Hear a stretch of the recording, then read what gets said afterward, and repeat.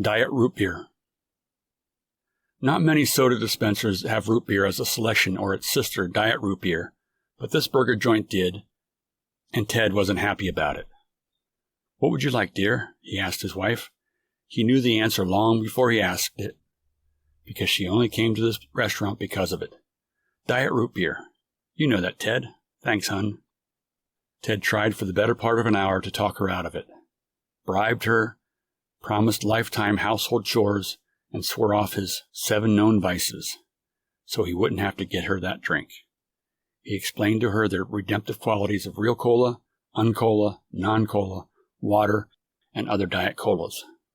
"No, hon, I'm in a mood for diet root beer. Oh, and here's my large cup, so you only have to do it once."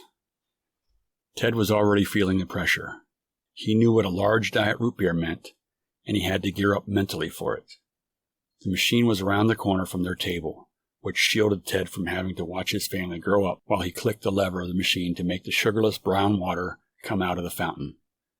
His first press yielded an ounce of soda and the rest foam. Ted once calculated that there was a direct correlation between the length of time it takes to fill up a large diet root beer and the number of gray hairs he had because of it. Why was it only diet root beer? Was there a conspiracy in the root beer industry to age middle-aged parents every time they get a drink? Ted checked on his family, and already his sons had wives, and one of them was about 8 months pregnant. "How will I ever see my grandkids?" Ted said under his breath. He pressed the lever again.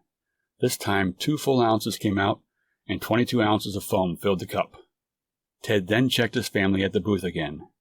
They had now commandeered half the restaurant because his daughter was married and already had 2 toddlers running around in addition to the other 4 grandkids from his other 2 sons.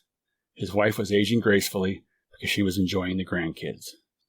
Pressing the lever a third time, 5 ounces of soda dropped down and foamed up.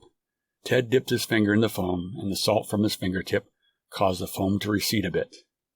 He was now afraid to look over at his family, because by now the grandkids would certainly have gotten married and were popping out their own kids. The final time he pressed the lever, the soda splurted out all over his hand and some into the cup. He did it again, and the same thing happened. Once again he pushed the lever and held it there until the cup filled. He shook the brown water off his hand, found the lid, and wiped the outside of the cup with a napkin. "Finally," he said out loud. "Here you go, dear, just as you like it. And who are all these kids?" "They're our kids, silly," she said as she took a sip. You sure this is diet root beer?" "It tastes a little watery."